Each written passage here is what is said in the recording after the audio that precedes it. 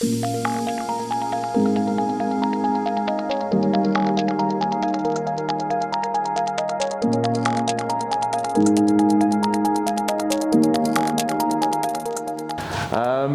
got a topic here today that's close to heart for everyone, algorithmic thinking. I think most of us are well familiar with algorithms, and I greatly enjoy seeing some people working on graphs and the like, which is reminiscent of much of my own research.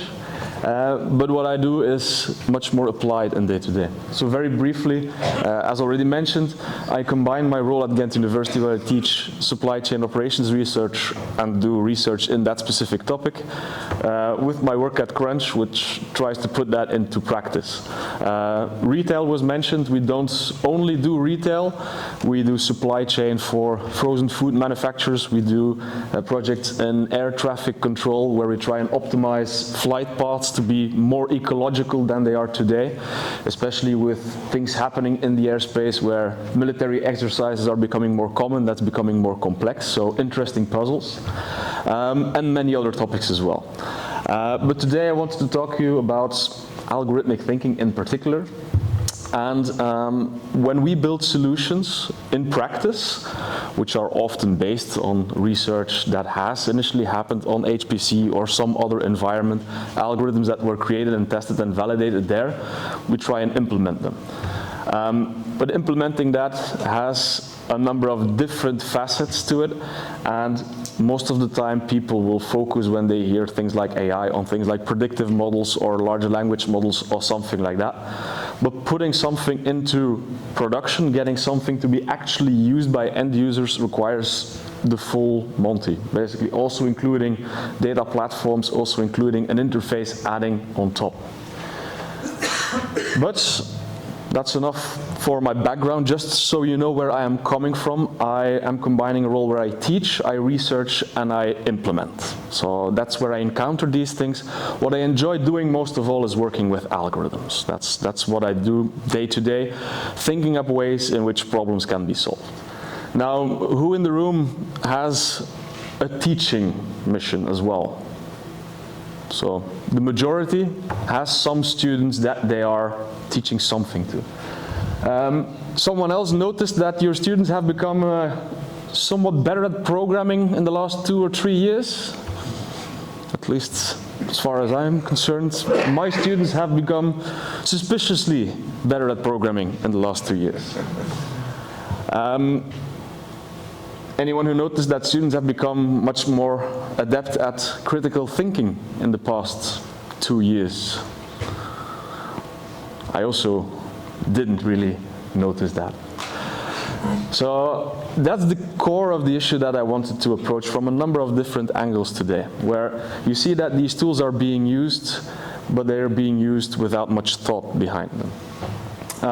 And that's the statement, is this new generative AI thingy making idiots of us all, and perhaps most especially of more junior profiles, people who did not have the experience that most of the people in this room had, having to do it without. One example that was in the media a while back is the entry exam for the medical students, which suddenly had a big spike in people passing it, which is somewhat suspicious. Of course, there is a considerable media bias in this element, in this graph, because if you look at 2023 versus 2025, the difference is much less extreme than it was made out to be in national media, of course. But nevertheless, we see that some things are happening to the way people are absorbing and using knowledge. Fun fact, I tried to do this, or create this graph, just by asking it to ChatGPT, because I am also lazy like everyone else. According to ChatGPT, no problem at all if you ask it to fetch the data. But one other symptom of things that are going wrong. Broadly speaking, or speaking a bit more broadly about teaching people with those tools, the courses that I've taught and tasks that I've given 5 years ago versus today, a lot of the things that I used to do are simply no longer useful. Simple things like asking questions in class. People have absolutely no shame of having their laptop open, typing your question into some of these agents and just parroting out an answer. Apparently that's normal common practice. Things like research assignments where you want to have people interact with fundamental research, at least fundamental as to our problem domain. We're not in elementary physics, of course, but elementary when we're talking about things like graphs, for example, and optimization algorithms. Doing a research assignment, looking at research, that's also things that are automated. Writing assignments, much the same. Asking them to summarize something, summarize an idea, identically, that gets bypassed. Book reports, math homework, etc. Not only in high school education, but also, and in my opinion, dangerously in university education, I see that has made a lot of old style courses redundant. And that's one of the key things that I want to mention today, or at least want to pass on. I have been trying vigorously to adjust the way that I teach in the past years, and I would hope that you would have the energy to do the same. Because what is learning really is actually using those concepts that you've learned from different fields, using different principles, and interleaving them and creating new things. Retrieval practice, trying to remember something and actually applying it. As this person says, Charlie Munger, which some or most of you will probably know, a good way of looking at the world and trying to get more knowledgeable about it is using different mental models and applying them to it, rather than just taking one framework or the first answer you get from one of these machines and just blindly applying it. So this is what I want to try and impose on students when I'm creating assignments, creating tasks, creating things that are so ambiguous that they cannot simply be covered with one methodology. So ambiguous that they are very uncomfortable to solve. They are not really a simple A to B assignment with a clear solution. One other element that I've also seen popping up in research, both when I do it myself and when I see people doing it, one of the things that I find most enjoyable about my work is entering into what we could call a flow state, where you're really interacting with what you're building, you're really deep into the code that you're creating, you're really deeply into the algorithms that you're currently setting up. Problem is, all these new tools that are available avoid, at least for me and for many other people I know, getting into that flow state, simply because they set things up in an answer-response fashion with a delay. So I want to change something, I ask a question, and then I wait. When I wait, I get distracted. When I get distracted, I start checking my email. So I just don't end up in that flow state if I use those kind of methods anymore, which, in my opinion, takes away a lot of joy in the work that you're doing, but also takes away from the learning in that experience. And the key idea on which this part ends is the concept of the Chinese room. I think most of you who are into artificial intelligence will be familiar with the concept of the Chinese room. Who knows the concept? Some of you do. So the idea is very simple. The question is, does a system actually understand something? The thought experiment is a person sitting in a room who has very clear instructions on how to translate Chinese into English and back. If you pass a text to this room, it gets translated perfectly because the instructions are so crystal clear.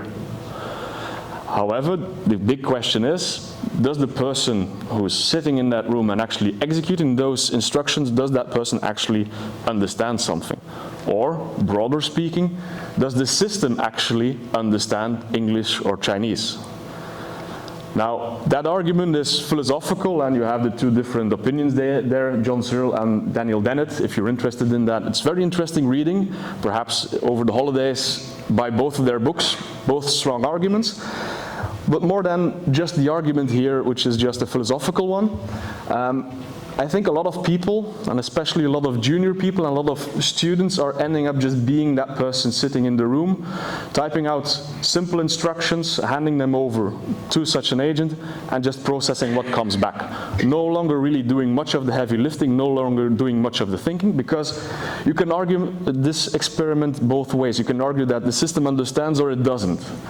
But both views agree on one thing, that the person who's sitting in there doesn't understand anything. And that is one of the risks that we have, both in practitioners, but especially in students. And the argument also is often voiced that this type of coding, this type of programming, this kind of experimenting is just a way of increasing abstraction. Just as we've been progressing from machine language up to much and much more abstracted programming languages, that this is just the next step. I argue that a much better explanation is just people are lazy and inherently lazy. And if they can find an easier way to do it, they will. The problem is, the easier you make this black box and the more competent you make this black box, the less people are actually inclined to try and open it. Following this, so one, are we creating a generation of idiots? And I use idiots here as a term of endearment, and nothing against people in general or in specific. But what happens if you have idiots at scale, which is what I encounter when I'm not doing research. I'm trying to do things in practice, which often inspires good research as well. But I also encounter a lot of this. And I just brought 3 different quotes, all collected in the last 6 to 8 weeks. So this is not something that is cherry-picked over years and time. But this is one that I heard only this week from someone who is actually responsible for setting prices for a company that sells more than 100,000 unique products. And she has a script that calculates these prices, and she has created that script with ChatGPT. She explicitly said, I also don't understand why it works, but somehow it does. This is not just fooling around. This is really big companies depending on this, people's jobs depending on this, and this is the statement that she makes. Another company, different industry, with a complex supply chain. So my background is in supply chain. I often get asked questions related to that. And this company wants to automate their purchasing process. So how much should I buy? How much stock should I hold? How much safety stocks, etc. Those kinds of things. Now they wanted to automate that with AI. Broadly speaking, but they were already doing so. What was she doing? She was just taking her spreadsheets with the current, again she was taking her spreadsheet with current inventory levels and sales, copy-pasting that into ChatGPT, and then asking ChatGPT, how much should I order for product 1, 2, 3, 4, 5? And that was actively in use. I almost just fell out of my chair hearing that. And again, not a small company. I'm not talking about, this is some kind of a corner shop selling whatever. No, this company has more than 200 million euros in annual revenue. And this is what they're using. And then you're sitting on the other end of the table thinking, okay, where do I start? All the way back explaining what a computer is, or can we meet somewhere in the middle? But this is actually what's happening in practice. Final one, also 2 weeks ago, I guess, project owner asking an analyst who has come up with some very weird numbers, can you actually explain to me how our company makes money? Analyst who has been working for 2 months for a project at the company, have no clue. But still, if you try and wrangle some data, something will pop out, some charts will be made, and you'll reach some kind of a conclusion without really understanding what you're doing. And this is the big problem that I see in practice today, where usually, if I came someplace, the main motivation of an organization or a company to do something is automation. I want to make life easier, I want to make it more efficient. And automation used to be an ideal excuse to add intelligence. You come for the automation, you stay for the intelligence. Why? Because we're building software regardless. Problem is, now we have tools that can perfectly automate stupidity. When I say stupidity, of course, again, it's a term of endearment. I'm not saying that all these people are inherently stupid. But what I am saying, for example, is that they have certain rules of thumb that they would apply, which don't scale very well. Everyone, or most people here, will be familiar with greedy heuristics, which can be a very good way of constructing an initial solution, which can have very adequate solutions on small scale, but which don't scale in very, very large problems, or at least don't scale very well. The problem is that there are no more barriers to actually automating those simple and naive approaches, and at the same time you're also losing some kind of a sanity check that's usually added by the fact that someone is doing that by hand. Dangerous situation. Translates into crappy products. This is a well-known statement as well, that software is getting slower faster than hardware gets faster, which is something that most of you will probably also have noticed. Who's using an IDE to do their programming? Most of us. Does it use less than half a gigabyte of RAM when it's open? Why in the world would something so simple, arguably, use that amount of RAM? Because laziness. There's no real other reason. Just a couple of weeks ago, I had an issue with my laptop running out of RAM. Apparently, Logitech has a tool that just has to be on my laptop if I want to have a mouse. I don't know why. But it used over half a gigabyte of RAM. And in my situation, I left my computer on for a little bit too long, was using 12 gigabytes of RAM just by itself. So yeah, most of you will know what's happening, just memory leaks all over. But how did we end up in a situation where this is acceptable programming? So this has been going on for longer than that. Is not only due to that fact that we have these Gen AI tools that can assist us, but I do fear that it's going to be a very much aggravating factor in this. It's going to make this exponentially worse. And it translates to job market as well, where one of the key issues is that we're no longer going to be training junior people on simple problems. So law firms, for example, one law firm automated away, an American law firm automated away tasks that typically were performed by juniors, but then feared that we're no longer going to be able to train medium and senior people because they don't have the experience. So we're going to create an AI system that trains juniors with fictitious cases. And I think we can all agree at that point we're entering an area where things are getting a little bit silly. Not subtracting from the fact that things like these tools can be useful. This is a study done by, I think, Boston Consulting, where they asked junior consultants solve a medium to simple level complexity problem. And they saw basically that people in the lower cohorts improved substantially more than people in the higher cohorts. So for bad to average people, this is a big help in their day-to-day jobs.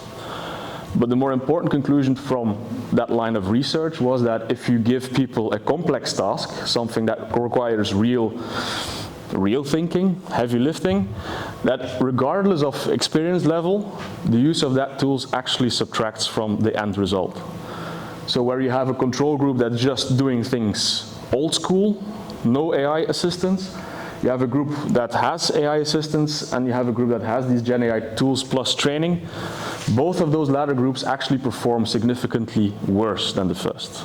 Why? Because the first thing you do is you ask or copy-paste the statement to that model, and your thinking is framed, and that's something to avoid. So what now?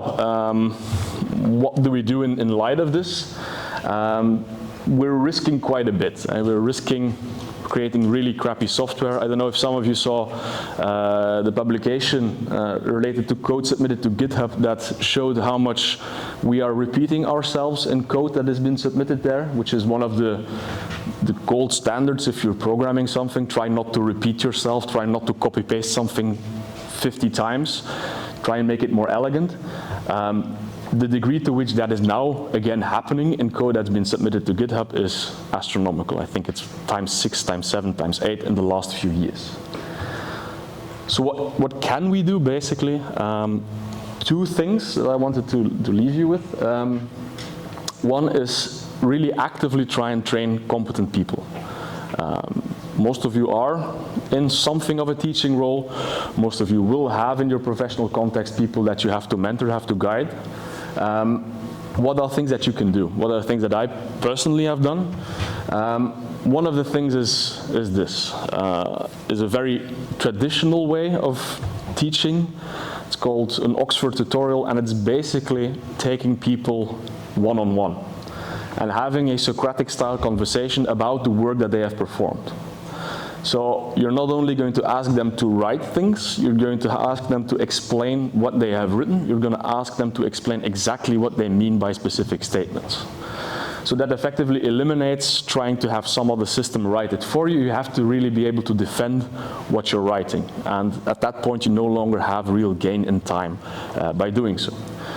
Problem is, I also teach classes that have about 160 students.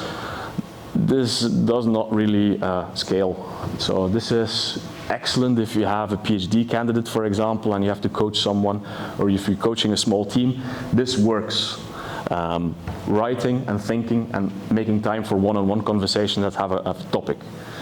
But it doesn't really scale. And I mentioned this earlier, what is something that you can do is try and put people into uncomfortable situations and ambiguous situations. Most of you who teach have probably also had students asking, can the class please be recorded?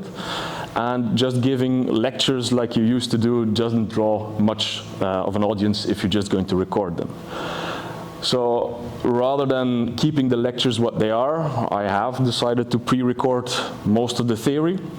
They have a syllabus with all the theory, and I'm going to focus all of my teaching on applications, and specifically applications in small groups and in competitive settings, where I'm pitting multiple groups against each other and add a competitive element. At least for what I am doing, if you're teaching things like optimization, that works quite well. One thing to remember is that just because you're doing or creating an assignment doesn't mean it's a useful assignment. And one typical example is learning about ancient Greece by making a vase out of papier-mâché. Yeah, what have you really learned about ancient Greece? Not much except glue and newspapers, right? So it does require a significant time investment to create something that's truly challenging. It does require a number of iterations to create something like that. But I would advise you to at least try and think up ways of making students feel less comfortable. I'm going to skip over this one. Second thing is mainly geared towards the way we actually build things ourselves, because everyone is tempted. Nobody has enough time on their hands to do everything, right? So I'm no different. I'm no saint. I use these things to cook up prototypes from time to time. But when we're actually trying to build something, be aware of where your domain knowledge is especially important. And what I mean by domain knowledge is, for me, it's optimization, for me, it's forecasting, for me, it's everything related to supply chains, for example. All the code that I'm going to create, where that is the key aspect, I'm going to do by hand. I'm going to make sure that I understand every single statement. I'm going to make sure that I understand everything that's actually happening. What I'm not going to do is, for example, if I want to create a simple Streamlit app to make a simple interaction, why the hell would I care that much about the efficiency of that code? That's not that important. What I'm saying is be pragmatic and think about where your domain knowledge really needs to stand out in what you're creating. One example here is finding a way to democratize mathematics. One of the things I mentioned earlier that I'm working quite a lot with is optimization. Now, most people in organizations are not extremely mathematically inclined. So most of the people here will at some point have seen something of an optimization model. An optimization model is something very simple. You have an objective, you add a number of constraints, and you search for a solution. In principle, not too difficult. But it gets a little bit mathematical at times, and if you are going to expose something like that to a human end user, you basically end up, as soon as they add 3 rules, that 2 of them are in conflict, time and time again. So if we create solutions like this for a non-technical audience, we tend to get a lot of phone calls, especially at the start of the adoption of such a system. Now, what I'm saying is, such a system can include things like these language models. It's not obligatory, and it can even be useful. as a way of democratizing mathematics, but not a way of getting rid of it altogether. Getting rid of it altogether would mean what I mentioned earlier, automating these idiots, automating these simple rules of thumb beyond the point where they are useful. But things that we've done, for example, is I wanted to have a specific product in my assortment, in a retail question, where a language model can answer after it has called for an optimization, this specific model or this specific product was not included because you have a constraint that states you have a maximum amount of capital for power tools. And suggest a way to alleviate it, looking at things like shadow prices, which are, again, a very simple concept in terms of optimization, but for an end user, a very mathematical concept.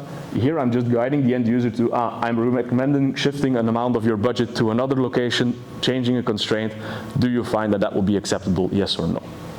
So in that way, I hope, at least, to create a possibility for organizations to really work in a more mathematical way, without necessarily having them to be mathematicians. Again, what I was just saying, domain knowledge is important, and where I'm going to use domain knowledge, I'm not going to use these things. One of the things that we often optimize is price points, which can get quite complex, and competition, etc.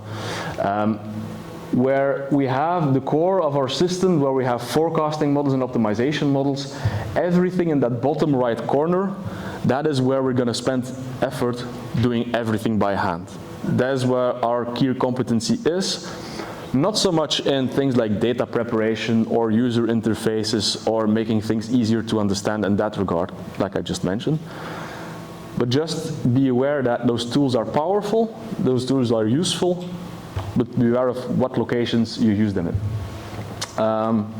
This was another example. This was just a master student creating something of a simple tool. I'm not going to show the entire video, it's not that important, but just a small tool that allows a non-technical user to do a sensitivity analysis and then benchmark the quality of that sensitivity analysis versus simple traditional techniques, showing that this way of working actually significantly improved the quality of those analysis and the final solutions.